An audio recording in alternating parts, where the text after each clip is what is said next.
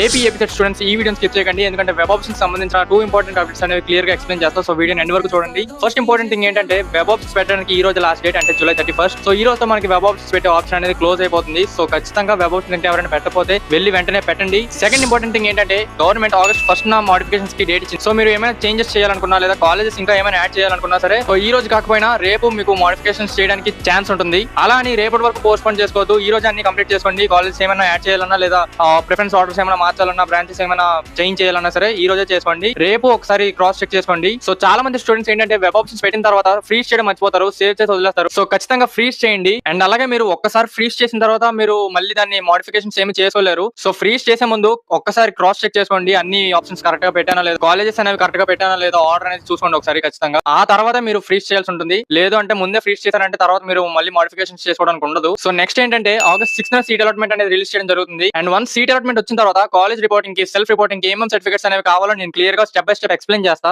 So దానికోసం వీడియోని like చేయండి, షేర్ చేయండి, అండ్ అలాగే ఛానల్ సబ్స్క్రైబ్ చేసుకోండి. అండ్ అలాగే ఈ వీడియోని మీ ఫ్రెండ్స్ తో షేర్ చేసి వాళ్ళకి కూడా తెలిసేలా చేయండి.